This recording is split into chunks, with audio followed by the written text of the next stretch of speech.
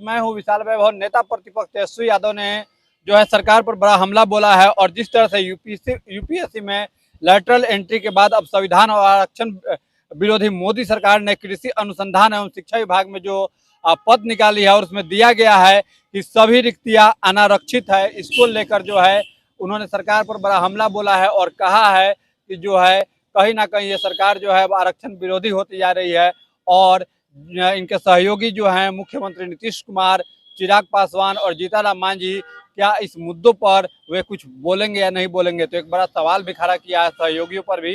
अब देखना है कि आगे क्या कुछ जो है इसका परिणाम निकलता है, वो देखने वाली बात होगी। फिलहाल के लिए आप बने रहिए न्यूज मंच के साथ। न्यूज मंच के लिए नीरज कुमार के साथ विशाल वैभव, पटना। और जानकारी हम लोगों ने दिया, ये लेटरल एंट्री के बहाने ये लोग आरक्षण को समाप्त करना चाहते हैं और संविधान के खिलाफ ये लोग काम कर रहे हैं। हम लोग शुरू दिन से ही बोलते रहे हैं कि भाई ये लोग आरक्षण विरोधी हैं, SC ST विरोधी लोग हैं और ये लोग किसी भी कीमत पे नहीं चाहते हैं कि SC ST समाज जो है सचिवालय में बैठे। ये लोग चाहते हैं कि शौचालय में बैठे भाजपा के लोग, नरेंद्र मोदी जी, इनकी सरकार, नीतीश कुमार जी हो, चिराग पासवान हो, जीतनराम मांझी हो, ये लोग सब लोग जो है टुकुर टुकुर देख रहे हैं। इनकी सरकार जो है इस तरह का काम किया जा रहा है। आपका सिविल सर्विसेज है, आयोग बना हुआ है, उसके जरिए UPSC है, सब चीज़ है, IAS IPS की बहाली का प्रक्रिया है, उसके थ्रू होता है, परीक्षा होती है, उसमें आरक्षण के प्रावधान दिए गए हैं और ये लोग लेटरल के बहाने जो है आरक्षण को ही खत्म कर देना चाहते हैं। बताइए, बिना किसी परीक्षा के, बिना किसी आरक्षण के IAS और IPS भर्ती हो जाएंगे? यानी ये पूरा जो है संघ के लोगों को जो है भरने का प्रयास किया जा रहा है। इसका हम लोग पूरा कड़ा विरोध करते हैं और दुख की बात है कि ये देखिए, एक बार ही नहीं, सिर्फ लेटरल एंट्री की बात ही नहीं, सिर्फ IAS IPS की नहीं, ये एग्रीकल्चर कृषि विभाग ने जो है ये चिट्ठी निकाली है और इस चिट्ठी में साफ तौर पे देखिए वैकेंसी नोटिफिकेशन, यानी एकल पत्र के बहाने जो है इन लोगों ने जो है आरक्षण खत्म करने का प्रयास किया। इस पर साफ तौर पे लिखा है, all the vacancies are unreserved, reservation orders are not applicable. ये तो हर जगह, ये हर डिपार्टमेंट में हो रहा है और हमको तो बड़ा दिक्कत हो रहा है। OBC शिवराज चौहान जो है OBC कैटेगरी से आते हैं, वो खत्म कर रहे हैं। नरेंद्र मोदी जी अपने आप को पिछड़ा का बेटा बोलते हैं, शिवराज चौहान पिछड़ा का बेटा बोलते हैं और ये हर जगह आरक्षण खत्म किया जा रहा है।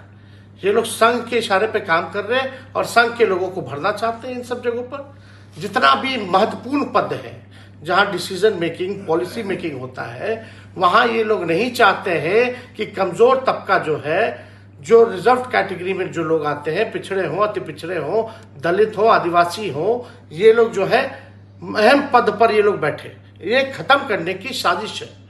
और चिराग पासवान क्या कर रहे हैं, जीतनराम मांझी क्या कर रहे हैं?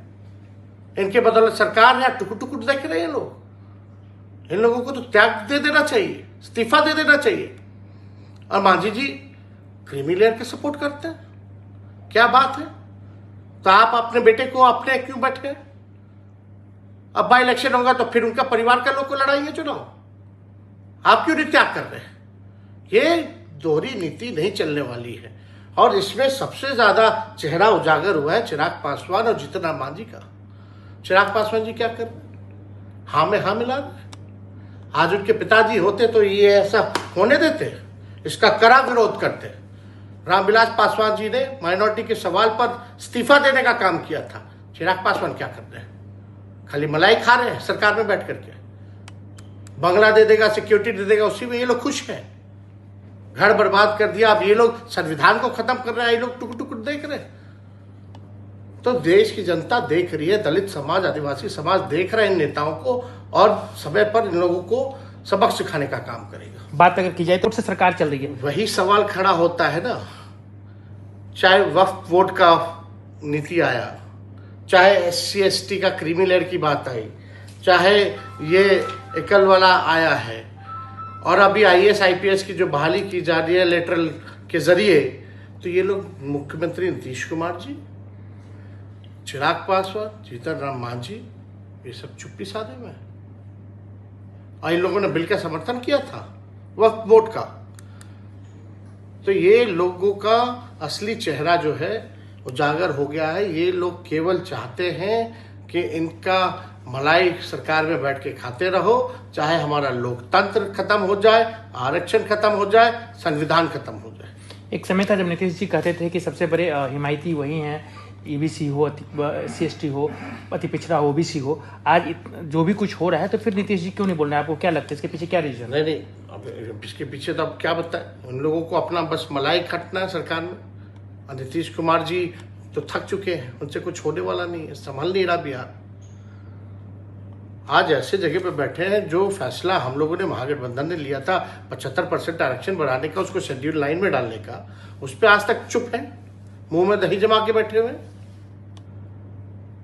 तो देश की जनता जो है, बिहार की जनता इन लोगों को माफ नहीं करेगी। तो कोई ये लोग चाहते ही नहीं है कि ये लोग सचिवालय में बैठे, ये लोग चाहते हैं कि शौचालय में बैठे। और लगातार जो है ये लोग आरक्षण विरोधी लोग हैं। ये लोग कभी भी नहीं चाहते हैं कि समाज में जो पिछड़ापन है, जो गरीबी है, वो मिटे। और मुख्य तौर पे जो गरीब बैक बेंचर है सोसाइटी में, वो आ गया है। आप बताइए, पहली बार ऐसा हो रहा, बिना किसी परीक्षा के, बिना कोई आरक्षण का मतलब क्या रह गया? ये तो साफ तौर पे साबित हो गया कि ये भाजपा के लोग, साथ में एनडीए के लोग आरक्षण को समाप्त कर रहे हैं। और कहीं भी आप देखिएगा इस तरह का काम नहीं हुआ। ये सरकार लगातार, हम लोग कई बार जो है आवाज़ उठाए, ये लोग जो है शेड्यूल 9 में जो है ये लोग डाल नहीं रहे। बिहार का जो आरक्षण हम लोगों ने दिया था 75%, तो उस पर भी कुछ नहीं कह रहे। तो ये पूरी तरीके से नाइंसाफ़ी हो रही है। और आप सबको पता है कि सबसे पहले हमने इस मुद्दे को उठाया था और इसका हम लोग जम कर के विरोध करेंगे। किसी भी कीमत पे ये चलेगा नहीं। सर पुल को लेकर के आप चलिए। बात